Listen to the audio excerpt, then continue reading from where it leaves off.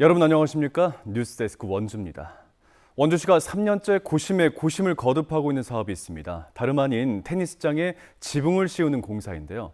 이미 도비 지원도 확보한 데다 어렵지 않은 공사로 보이는데 도대체 왜 이렇게 시간을 끌고 있는 걸까요? 보도에 조성식 기자입니다. 3만 6천 평 땅에 조성된 원주 양궁장. 안쪽에는 테니스장 12면도 함께 들어서 있습니다. 실내 4개 면과 야외 8개 면으로 시민들이 누구나 쓸 수 있는 체육시설입니다. 하지만 지금은 문이 닫혀 있습니다. 원주시가 이곳 야외 테니스장에 막구조물로 지붕을 설치하겠다며 지난 6월부터 사용을 중단하고 있습니다. 그런데 한 달이 넘은 지금까지도 공사는 아직 시작도 못하고 있습니다. 이곳을 자주 사용하는 테니스 동호인들은 이해할 수 없다는 반응입니다.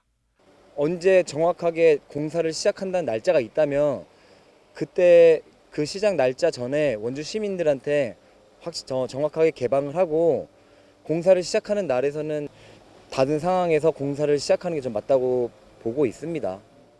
그런데 더 황당한 건 공사가 지연된 게 한 달이 아닌 올해로 3년째라는 사실입니다. 사업이 시작된 건 지난 2023년, 당시 테니스장 기능 보강 사업이란 이름으로 50억 원의 예산이 잡혔습니다. 30억 원이 넘는 도비 지원도 받았고 어려운 공사도 아니지만 마냥 시간을 보낸 건데 우연의 일치인지 그 사이 원주에는 막구조물 제작 설치 업체가 농공단지에 하나 더 생겼습니다. 원주 기준으로 3군데가 왔어요. 이게 그냥 자재만 갖춰진다고 해서는 뭐 될 게 아닙니다. 6개월 일하고 하는 시기가 빠르다면 충분히 빠를 수도 있죠. 조금 급하게 진행되지 않았나라는 부분도. 계획에 없던 바닥과 배수 공사가 추가되면서 테니스장 지붕도 반토막이 났습니다. 원주시는 우선 돈에 맞춰 절반만 덮고 남은 부분은 내년에 하겠다는 계획인데 예산을 증액하는 방식이 아닌 2번 발주하는 이른바 쪼개기 공사를 하겠다는 것도 이상합니다. 또 사업을 담당하던 공무원이 2년 사이 서너 번 바뀐 점도 매우 이례적입니다. 애당초 예산 계획을 잘못 세워 대안을 찾다 늦어졌다는 것이 원주시의 해명입니다. 이게 당초 시설이 2009년도에 조성이 되다 보니까 기반 시설이 상당히 노후화되어 있었습니다. 그래서 이번 기회에 관련 노후 시설을 한꺼번에 정비하기 위해서 관련 내용을 반영하다 보니 좀 설계라든지 그런 검토가 좀 길게 됐습니다. 한편 지방계약법에 따라 농공단지 입주업체가 직접 생산한 물품은 지자체가 금액 제한 없이 수의계약으로 구매할 수 있습니다. 원주시가 3년 동안 고심한 테니스장 막구조물 설치. 의문투성이의 이 사업을 과연 어떤 식으로 누가 맡아서 수행할지 시민들의 이목이 쏠리고 있습니다. MBC 뉴스 조성식입니다. 정선 가리왕산 케이블카는 대안시설을 만들어 곤돌라를 대체하는 관광 효과가 확인되면 그때 철거하기로 했습니다. 하지만 이를 추진할 공동이행추진단 구성이 지연되고 있습니다. 박은지 기자가 취재했습니다. 7월에 푸르름이 가득한 정선 가리왕산. 수감역에서 케이블카를 타고 편도 3.5km, 20분 남짓 고도를 높여 올라가면 정상인 하봉에 도착합니다. 정선 평지에 내려진 폭염특보가 무색하게 정상은 선선하고 백두대간 능선을 덮었다 사라졌다 하는 안개는 신비로움을 자아냅니다. 친구들하고 겨울에 왔었는데 여기 이제 나무가 이파리가 안 나왔었거든요. 근데 지금 이파리 나오니까 너무 좋은 거고 지금 속초에서 2박하고 대전 내려가는 길에 들린 거예요. 너무 좋아가지고. 당초 철거를 전제로 했던 가리왕산 곤돌라는 3월 말 합의문 서명으로 일단 남기기로 했고 운영 방식도 기존 위탁 운영 방식에서 정선시설관리공단의 직영으로 전환되며 서비스도 한층 안정적이 됐습니다. 단 무조건 남기는 게 아니라 공동이행 추진단을 구성해 대안시설을 만든 뒤 충분한 효과가 확인되면 그때 철거한다는 조건이 달렸습니다. 협의체가 제시한 산림정원, 국립산림보건연구원, 올림픽기념관의 3가지 대안을 검토해 최저간을 찾을 예정입니다. 추진단은 서명 3개월 이내 출범하기로 했는데 어찌된 일인지 시한을 넘겨 구성이 늦어지고 있습니다. 산림청이 5월에 마련한 초안에서 위원 구성 등 이견이 제시돼 기존 협의체가 다시 조율 중인 것으로 알려졌습니다. 관계기관 및 지역 주민, 환경단체 등을 대상으로 의견 수렴 과정을 거쳤습니다.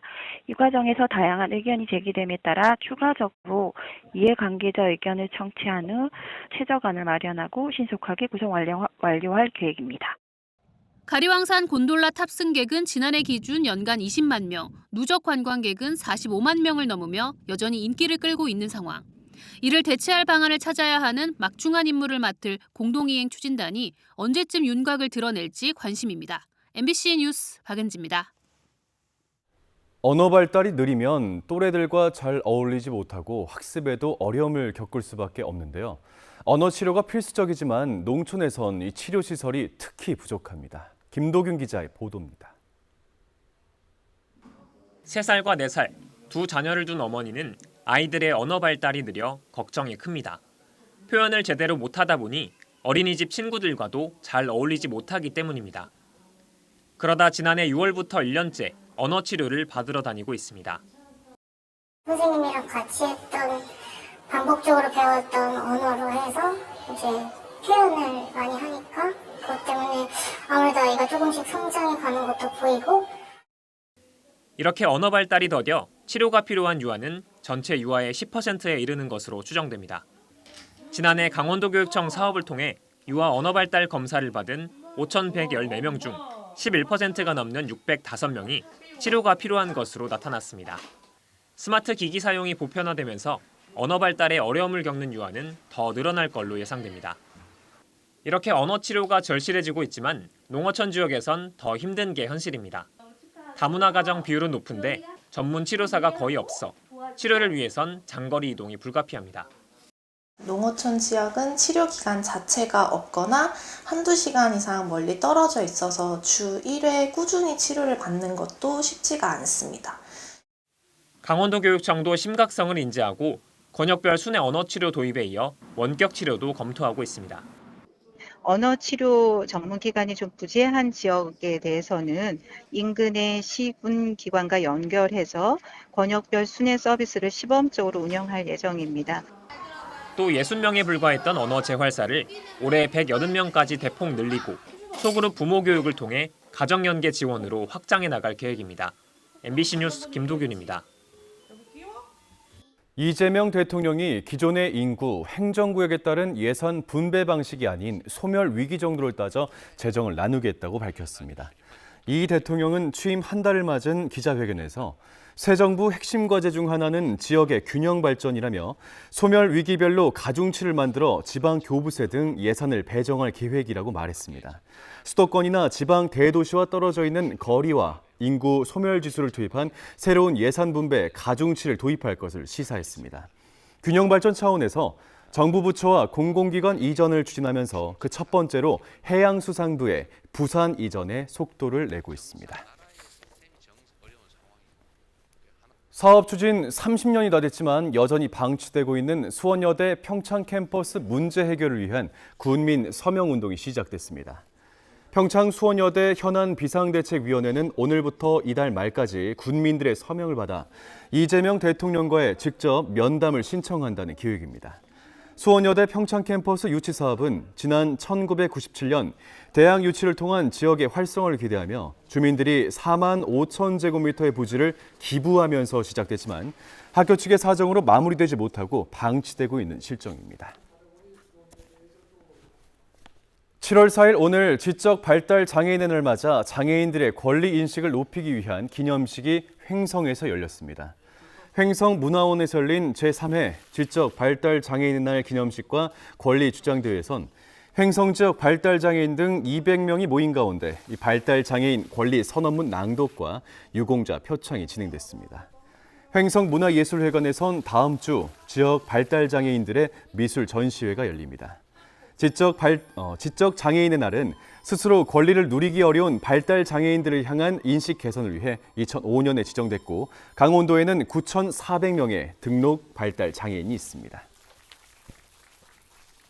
민생회복지원금 신청 안내 사이트를 위장해 이용자를 유료 서비스에 가입시키는 사례가 잇따르고 있습니다.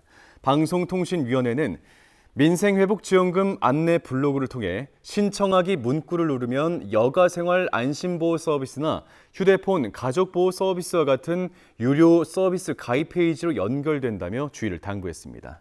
또 게시업체 게시 중단을 요구하고 이 같은 행위가 지속될 경우 사실조사에 착수할 계획이라고 밝혔습니다. 원주의 한 요양기관에 근무하는 요양보호사들이 부당한 처우를 받고 있다며 규탄 기자회견을 열었습니다.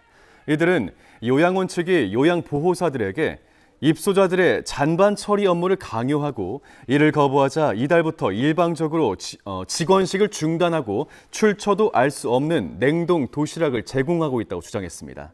이에 대해 요양원 측은 그동안 요양보호사들에게 무상으로 식사를 제공해 왔는데 잔반 처리 문제로 조리실 인력이 부족해져 도시락이 제공되고 있다며 입소자들의 잔반 정리는 요양보호사가 할 수 있는 업무 범위에 속한다고 반박했습니다.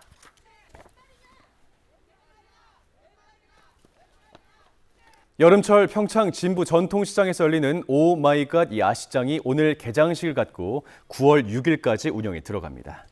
매주 금요일과 토요일 저녁 6시부터 10시까지 열리는 야시장에선 다양한 먹거리들을 판매하고 지역에서 생산되는 주류를 선보이는 팝업 스토어도 마련됩니다. 이외에도 방문객들이 즐길 수 있는 각종 공연과 체험 행사도 선보일 예정입니다. 농촌진흥청이 고온다습한 환경에서 쉽게 발생하는 과수 탄저병 예방에 나섰습니다. 농촌진흥청은 오는 21일부터 수확이 끝날 때까지를 중점 관리 기간으로 정해 병해충이 상습 발생하는 과일 주산시군의 방제비를 지원하고 전국 관찰포 500여 지점에서 병해충 발생 상황을 조사하고 있습니다. 과수 탄저병은 과일 표면에 검은 반점이 생기는 증상으로 병원균이 빗물이나 바람을 타고 퍼져 과실에 침투하면서 발생합니다. 강원도 소방본부가 최근 소방관을 사칭한 사기 전화 피해가 잇따르고 있다며 주의를 당부했습니다. 강원 소방에 따르면 올해 4월부터 도내에서 소방관 사칭 사기 신고가 35건이 접수됐고 이 중 2건은 실제 금전 피해도 발생했습니다. 소방서의 직원을 사칭해 전화를 걸어 장비를 대리 구매해달라고 요청하는 방식으로 특히 실제 소방공사나 용역을 수주한 업체 정보를 악용하는 등 수법이 더욱더 치밀해져 주의가 필요합니다. 오늘 국회에서 폐광지역 경제 회생 대책을 마련하기 위한 정책 토론회가 열렸습니다. 이철규 국회의원과 산업통상자원부가 공동으로 개최한 오늘 토론회에선 정부 관계자와 폐광지역 관계자, 각계 전문가들이 참석해 폐광지역 대체 산업을 조속하게 추진하는 방안에 대해서 의견을 주고받았습니다. 지금까지 뉴스데스크 원주였습니다.